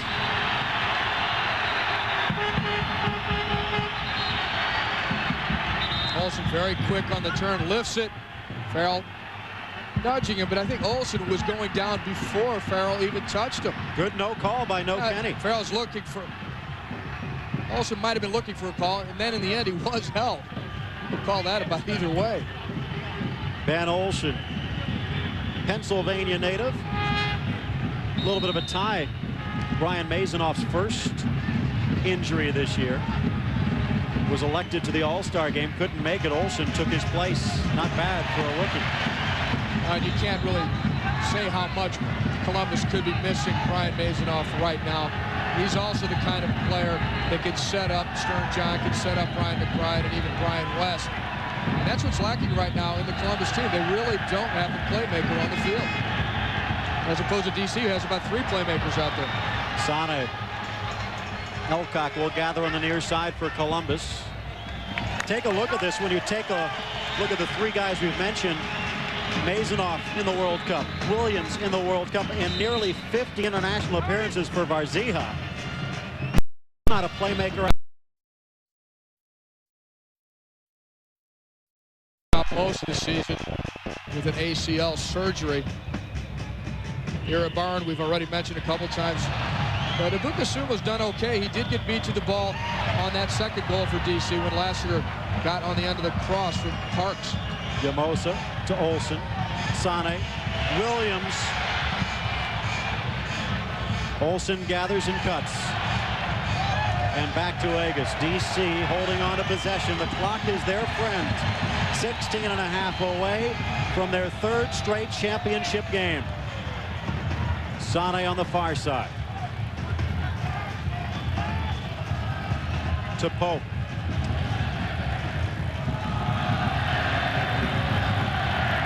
And the Olays ring down from the stands at RFK. And Elcock brings an end. Here's West. McBride on the run. The dummy for Stern John as he lets it slip through his legs, but out of play. Women's World Cup action coming your way next summer. ESPN, ESPN2, and ABC bringing you each of the 32 games. Norway looking to defend its crown. The U.S. looking to win it back. Next summer on the Deuce. The substitution with Barziha in the game. Here's Elcock. Long ball out of play. Brian West out of the contest. And Barzia's 47 international appearances back out there, but missing 7 weeks due to leg injuries. Tom Fitzgerald said he just doesn't have the ability to go a long amount of time.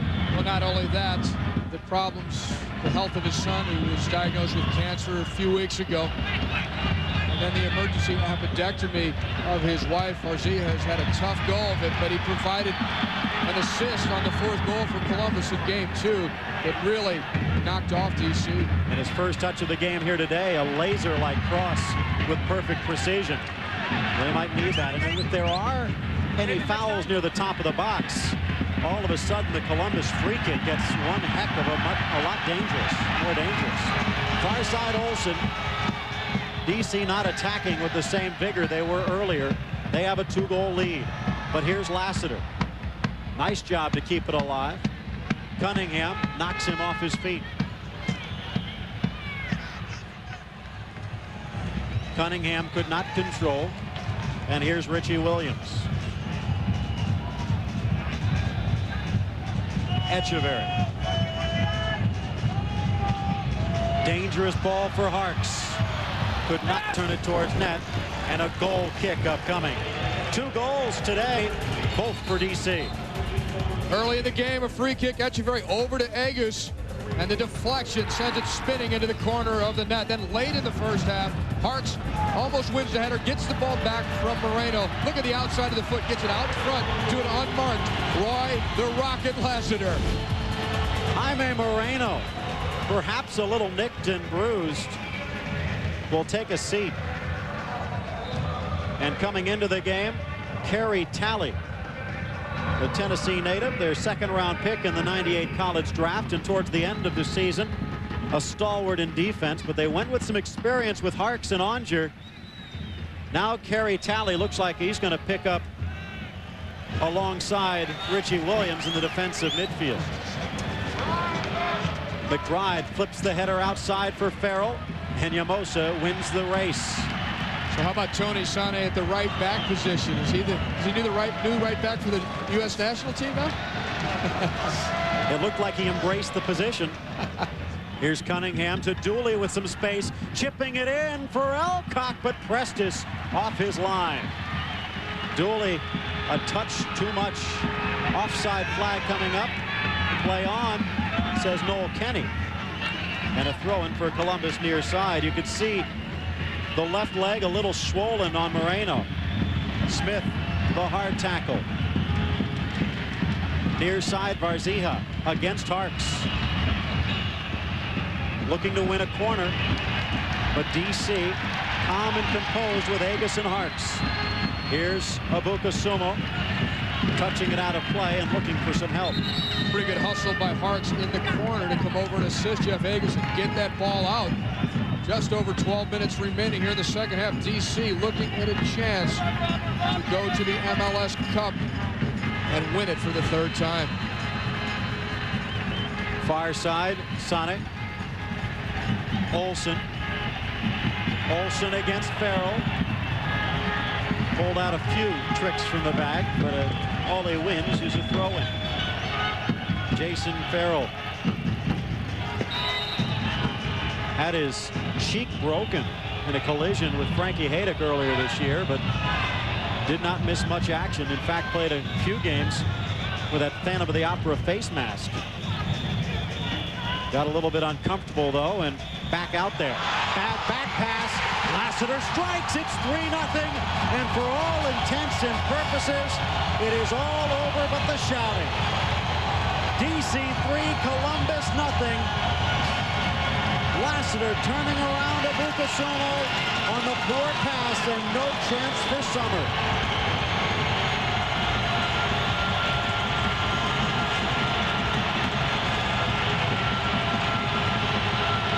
Roy Lassiter, lights out Lassiter as he used to be called, gets in behind Bucasumo, and he doesn't miss those. It's on his left foot, the one he likes to take those chances with, and he punishes the error at the back by the Columbus Crew, and also snuck in on the blindside run behind Bucasumo.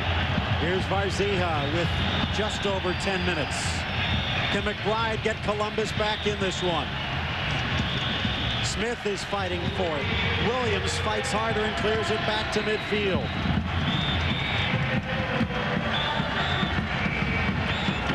Dooley for Smith. Smith for Stern John.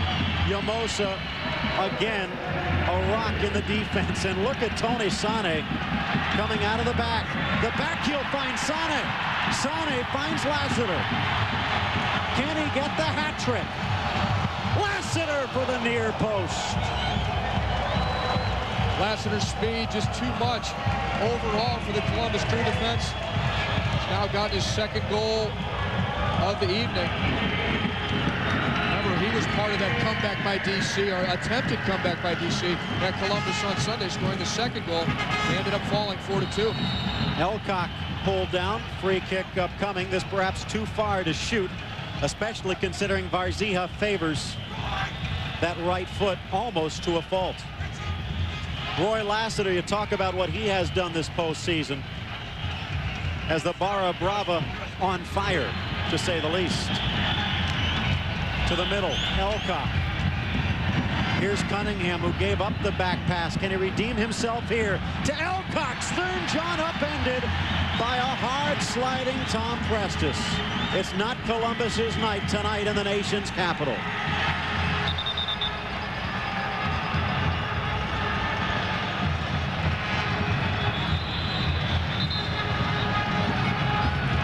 Tom Fitzgerald and company got to the conference finals last year and lost in 2 straight games.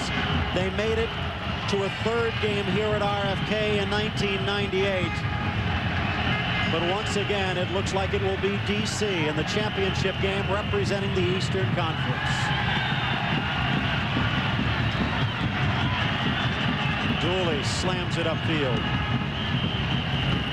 Lassiter for Echeverry. Echeverry off target, goal kick. Roy Lassiter, for all intents and purposes, put this one to bed. Lights out, Lassiter. Look at this, the back pass by Ansel Elcock. Catches his team completely off guard. Actually, I believe it was Jeff Cunningham. He's got the gloves on, out on that far side. He puts the back pass into no man's land for Lassiter to jump all over it and put it away. And Roy Lassiter, game 2 of the Eastern Conference semifinals against Miami, as Stern John swings to the near side. McBride in the box.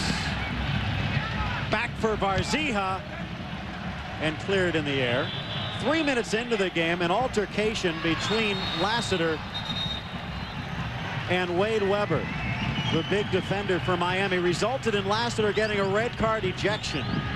DC would go on to win that game, but on the flight back to DC, Lassiter, in the middle of his nap, had Bruce Arena stick a red card into his hand while he was asleep, and when he woke up, he got the message. And Lassiter has been a big part of DC tonight, getting back to MLS Cup 98, unless Columbus pulls out a miracle of miracles in the remaining 7 minutes. And this is what Bruce Arena expected out of him. Remember, he said, hey, Lassiter had 3 weeks off, and he should come out and do something.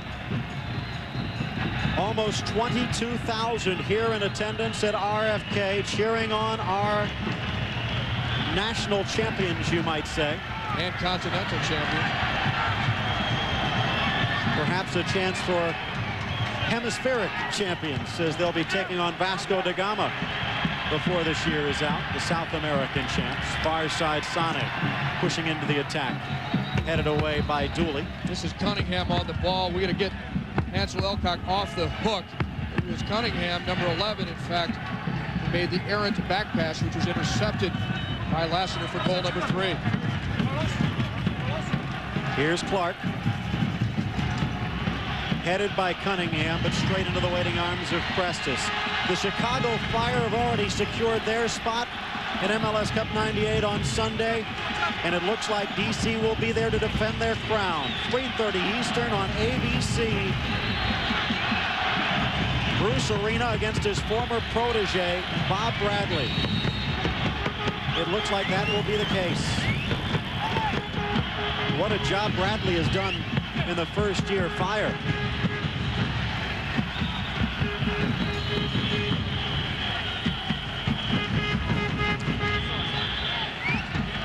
When Roy Lassiter was acquired from Tampa Bay for Roy Wagerly, Bruce Arena kind of tossed out, here's where you get your 30 goals. He had no goals when he was picked up from the Mutiny. Think about that, no goals in about a third of the season. Responded with 18. Add on 6 in that Continental Championship. That's 24. Add on another 4 here, that's 28. Or maybe Bruce Arena is psychic, because Roy Lassiter 2 goals away from hitting that 30 mark, and if he saves them for the Cup on Sunday, that might just be enough for DC to get its crown for a 3rd straight year. The youngster and DC area native Judah Cooks enters the game, another of the Project 40 stars to be. Out for the throw-in for Columbus. Judah Cooks in, Jeff Onger in. Cooks will replace Williams in the midfield, and Yamosa replaced by Onger.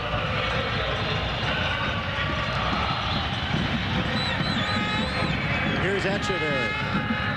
And Cooks will win it down the sideline, but Clark intercepts. While DC showing its dominance in MLS, you have to hand it to the Columbus Crew. This is a team that, despite a losing record, 15-17 in the regular season, showed some signs, especially with a young team, of perhaps becoming the dominant team in the East. Well, they also pushed DC United to a Game 3, which had not happened since 1996 in playoff soccer in MLS. Long ball for Farrell, and Prestis out to grab it. And on their new and improved field, Andy Williams and the Columbus Crew. 1999 might be a good year, but right now for Andy Williams, it looks like 1998 has come to a close. 12 assists in 13 games in the regular season, 4 assists in 4 games here in the playoffs, and they don't use them here when they needed goals. What does that say? I think Fido just got locked in the doghouse. Columbus still has a substitution remaining, but it's really for naught at this point. Here's Varzia. Elcock with less than 3 minutes to go. What does Columbus have to do to not only force DC to a Game 3, but to finally win one of these series? How do they have to get better? Well, they have to learn how to beat DC here at RFK, which they've never done. This will make them 0-9 in history at RFK Stadium. DC's so confident when they get into these wider confines. This field is 14 yards wider than Ohio Stadium in Columbus and about 10 yards longer.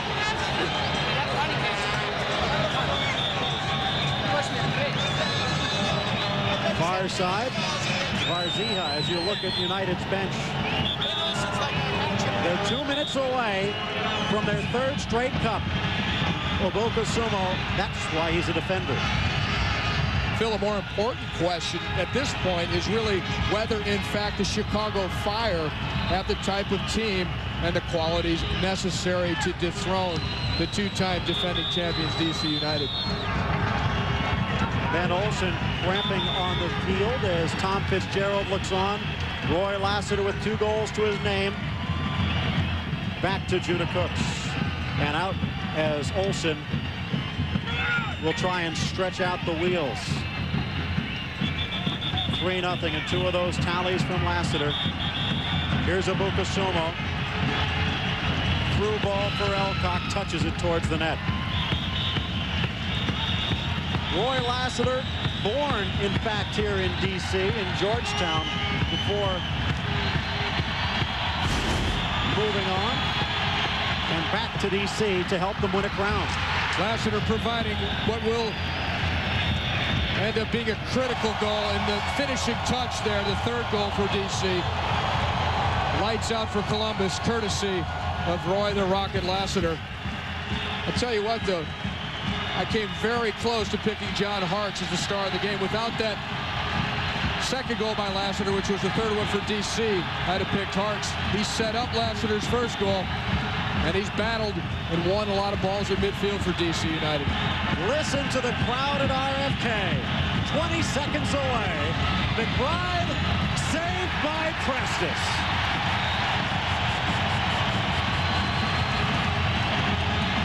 The clock stopped. They'll get a corner kick in, but Lassiter, our Honda player of the game.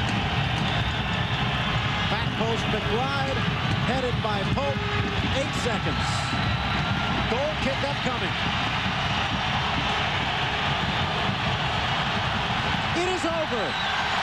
United, the Eastern Conference champions.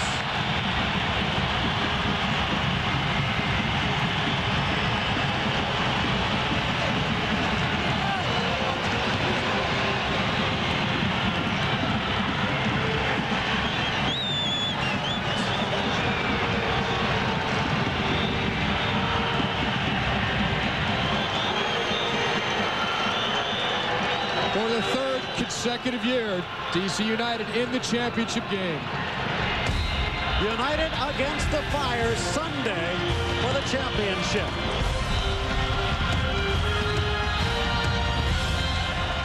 Three things I know about the helmet camp. Number 1, it was gimmicky. Number 2, it never worked. And number 3, you're an idiot. ESPN Sunday Night Football, 17 weeks. You know, I don't appreciate being called an idiot. Just because you fear technology, that's not my fault. I've been called a lot of things at this table, but an idiot will not be one of them. ESPN Sunday Night Football. Coverage begins at 8:15. The NFL on ESPN is brought to you locally in part by American Family Insurance. All of your protection under one roof. Big laughs, big cast. Strike it big with pay-per-view. Jeff Bridges, John Goodman, Julianne Moore, Steve Buscemi, John Turturro in a $1 million mix-up. Where's the money, Lebowski? It's down there somewhere. Let me take another look. Liked Fargo? You betcha. Well, the Coen brothers work their movie magic again. The Big Lebowski. I like your style, dude. Big screen entertainment this month on Time Warner Home Theater. And Sunday Night Football. Bruce Smith leads the Bills into battle with the Carolina Panthers. ESPN Sunday Night Football. Coverage begins at 8:15. I gotta watch that game. A great tradition is reborn on ESPN2. Friday Night Fights, showcasing today's best talent along with classic bouts. This week, Macho Camacho takes on Ken Cigarretti, plus Ali Foreman, The Rumble in the Jungle. Friday Night Fights, Friday at 8 on ESPN2. 5 cents. 5 cents. 5 cents. AT&T 5-cent weekends. Now calls from home all weekend long are just 5 cents a minute. No, because Tuesday is not a weekend. You see, Saturday and Sunday are generally considered the weekend. AT&T 5-cent weekends. Yeah, call your friends, call your relatives, call everybody you know. To get 5-cent weekends, call now to enroll. No, Monday is what? It's a weekday, that's right. That's right. United wins. 2 goals from Lassiter and the game winner from Vegas just 12 minutes in. Pushed to the wire by Columbus, but Marco Echeverri and company respond. United against the Fire Sunday. Coming up next, the 1997 World's Strongest Man competition on ESPN2. For Ty Keogh, I'm Phil Shane. This has been a presentation of ESPN, the worldwide leader in sports. Join us Sunday in Pasadena for MLS Cup 98 on ABC Sports at 3:30 Eastern.